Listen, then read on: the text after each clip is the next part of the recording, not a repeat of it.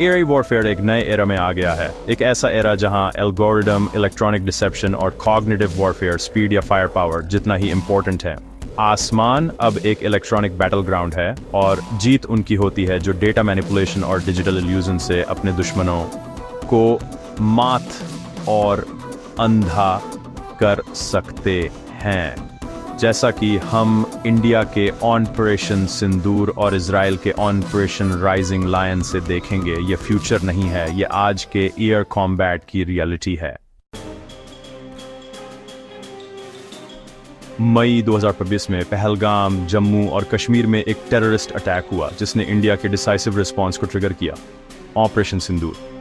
4 दिनों में Indian air force ने पाकिस्तान और पाकिस्तान ऑक्यूपाइड कश्मीर के अंदर 9 टेररिस्ट कैंप्स पर अटैक किया, जिसमें राफेल, मिराज और सुलोस्तई थ्रीस का इस्तेमाल किया गया, जो प्रिसिशन गाइडेड मुनिशन से लैस थे।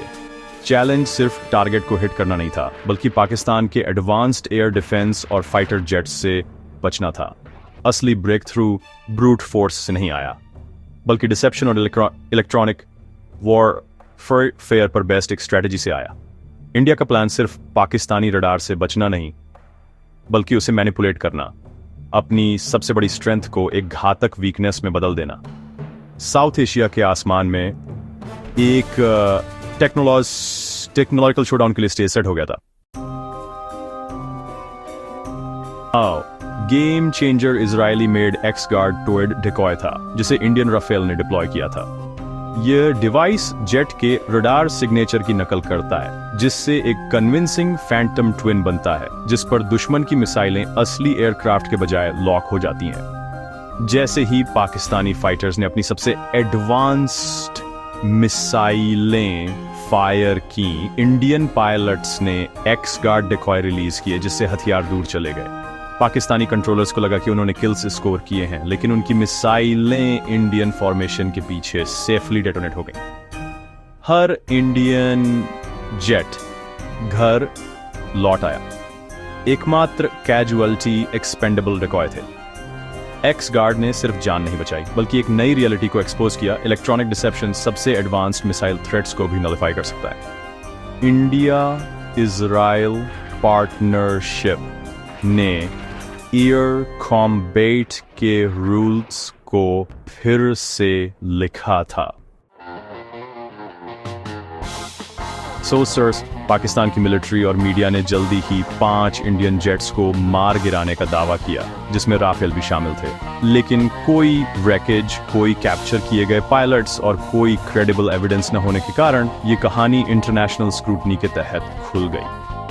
पाकिस्तानी पायलट डिकॉय से बेवकूफ बन गए थे, फैंटम के डिस्ट्रक्शन का जश्न मना रहे थे।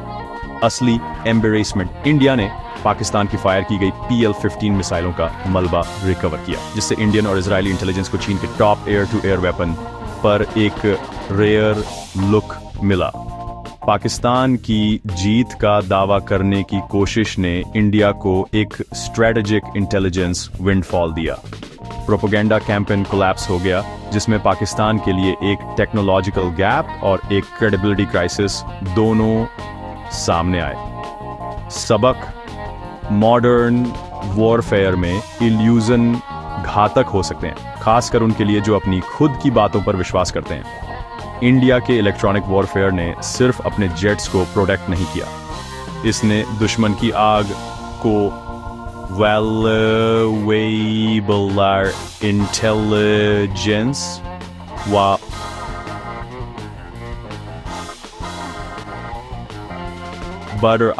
बदल सल दिया।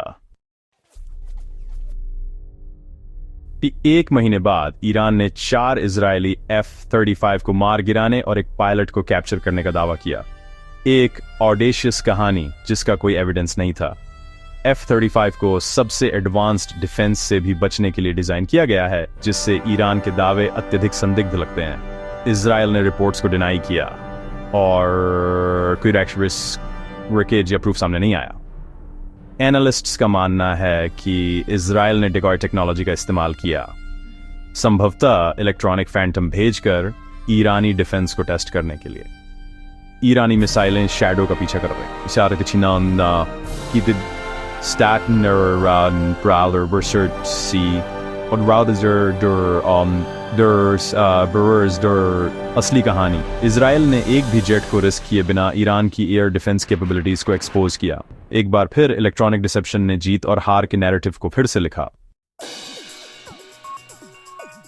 इजराइल के फैंटम F-35 के पीछे का संभावित hero BAE Systems ALE-70 towed decoy है। ये कॉम्पैक्ट डिवाइस F-35 के रडार सिग्नेचर की नकल करता है, जिससे दुश्मन की मिसाइलें जेट की लागत के एक छोटे से हिस्से में दूर चली जाती हैं। सेकंड्स में डिप्लॉय किया गया, ये एक बड़ा अधिक आकर्षक टारगेट बनाता है, जिससे मिसाइलें असली एयरक्राफ्ट के पीछे सेफली डेटोनेट हो जाती हैं।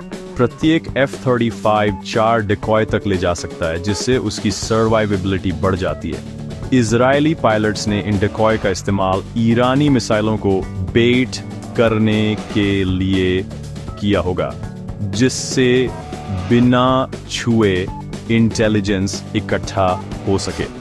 कॉस्ट बेनिफिट स्टैगरिंग है। एक $56,000 का डिकॉय एक 100 मिलियन के जेट और उसके इरिप्लेसेबल पायलट को बचा सकता है। मॉडर्न एयर कॉम्बैट में डिकॉय अल्टीमेट इंश्योरेंस पॉलिसी है।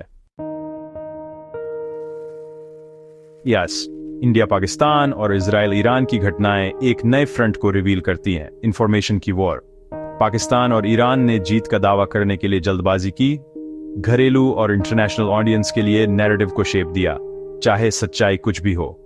सोशल मीडिया के युग में पहले दावे शार्पी से फैलते हैं, लेकिन रियलिटी पकड़ लेती है।